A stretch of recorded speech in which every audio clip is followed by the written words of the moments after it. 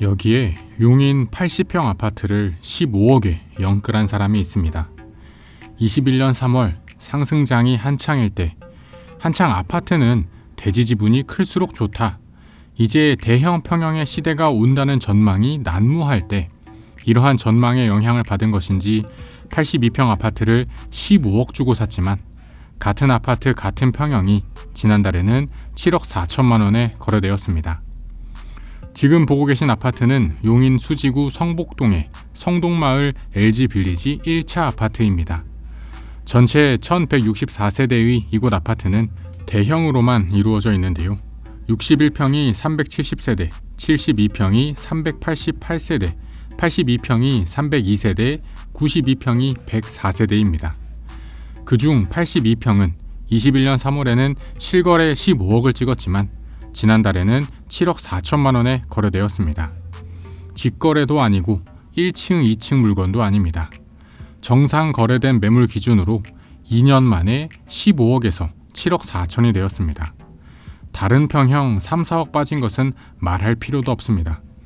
어쩌다 이렇게 용인시의 몰락, 대형 평수의 몰락이 시작되었을까요?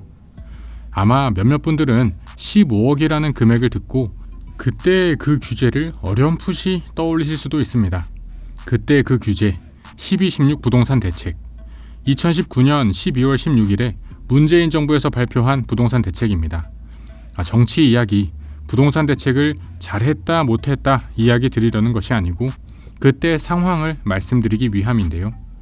당시 12.16 부동산 대책에서는 투기적 대출 수요 규제 강화라는 명목으로 초고가 아파트 주택 구입용 주택담보대출이 금지되었습니다. 이때 초고가 아파트의 기준이 15억 원이었습니다. 시가 15억을 초과하는 아파트에 대해서는 대출이 전면 금지된 것입니다.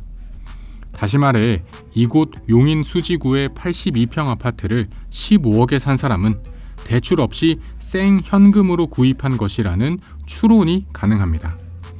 대출 없이 전액 현금으로 샀던 80평 15억 아파트가 2년 만에 7억 4천이 되었으니 그냥 단순하게 무식하게 계산해 보면 2년 동안 7억 6천만 원이 빠진 셈, 1년으로 따지면 매년 3억 8천씩 빠진 셈, 한 달로 치면 매달 3천만 원 넘게 하락한 셈이고 하루로 치면 2년 동안 매일매일 100만 원씩 손해본 셈입니다. 물론 앞뒤 다 떼고 단순 무식하게 계산한 결과지만 아무리 그래도 80평 아파트 구매했는데 매일매일 100만 원씩 집값이 하락한다면 내 집 마련이고 뭐고 마음 편히 지내기는 쉽지 않을 것입니다. 매일 100만 원이면 차라리 신라 호텔, 메리어트 호텔, 어디 이런 최고급 호텔에서 지내는 게 나을 것도 같습니다. 도대체 어쩌다 이렇게 대형 평수의 몰락이 시작되었을까요? 물론 용인의 한계다라고 보실 수도 있습니다.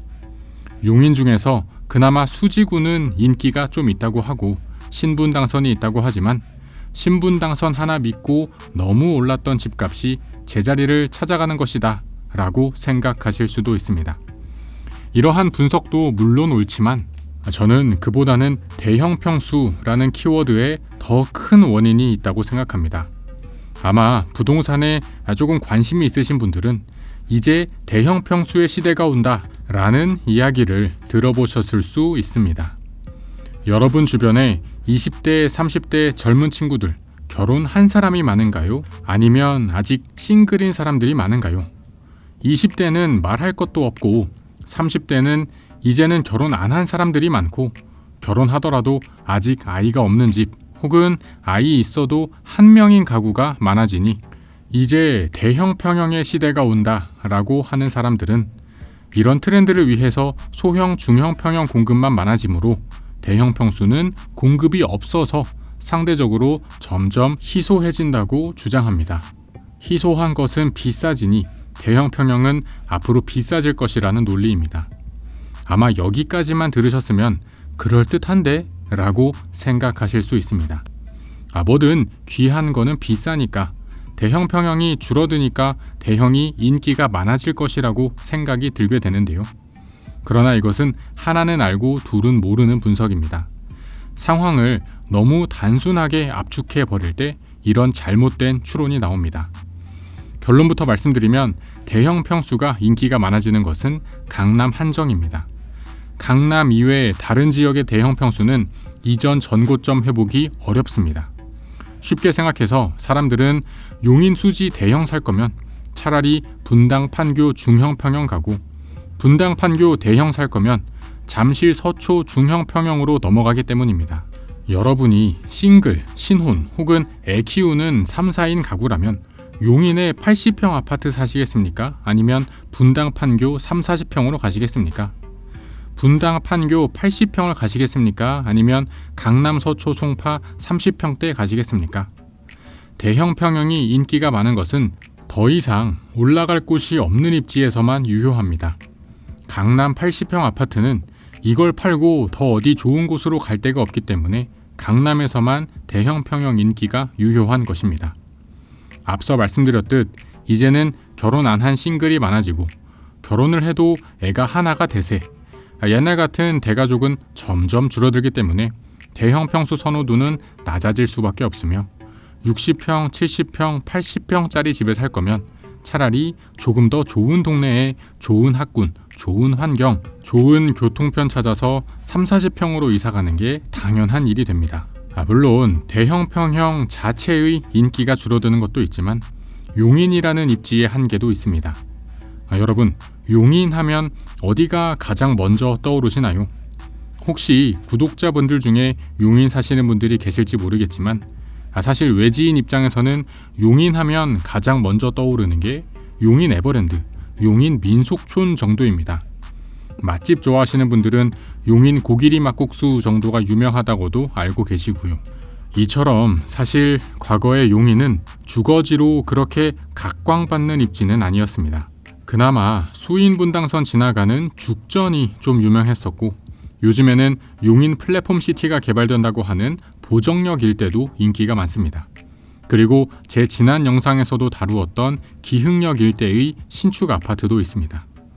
신분당선을 따라서는 수지구청역과 성복역이 그나마 주거지가 좀 많은 편인데, 수지구청역 일대는 상권이 발달하고 학원가가 있는 편이고, 성복역 일대는 별게 없었으나 2, 3년 전에 롯데몰이 들어오면서 상권이 좀 갖춰지는 모습입니다. 그러나 사실 롯데몰 정도는 있으면 좋긴 하지만 그거 있다고 입지가 확 뒤바뀌는 인프라는 아닙니다. 성동마을 일대로 작은 천이 하나 흐르면서 걷기 좋은 환경이지만 역시 천 하나 흐른다고 입지가 뒤바뀌는 것도 아닙니다.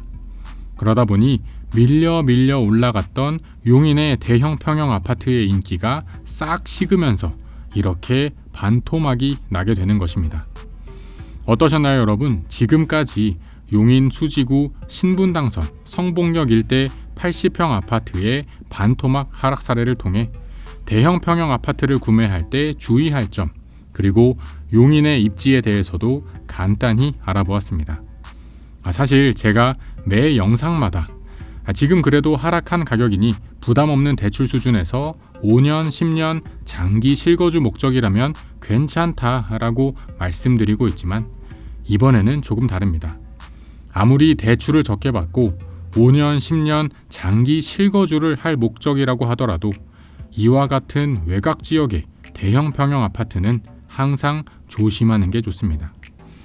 넓고 쾌적하고 교통도 나쁘지 않은데 자연 환경도 좋으니 이 정도면 살기 좋지 않냐 라고 생각하실 수 있지만, 아무리 그래도 굳이 매매를 통해 접근하시는 것은 2번, 3번 생각해 보시라고 말씀드리고 싶습니다. 남들 다 아파트 가격 오른다고 들썩일 때 우리 집은 오르지도 않고 오히려 빠지고만 있으면 사실 마음이 편하지 않기 때문입니다.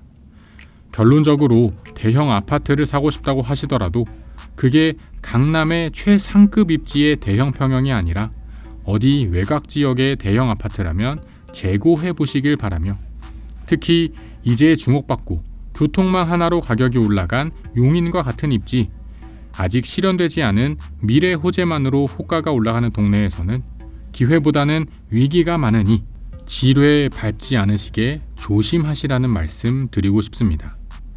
긴 영상 시청해주셔서 감사드립니다. 영상이 마음에 드셨다면 채널 구독과 영상 좋아요까지 부탁드립니다. 그럼 저는 다음에 또 새로운 부동산 이야기로 찾아뵙겠습니다. 감사합니다.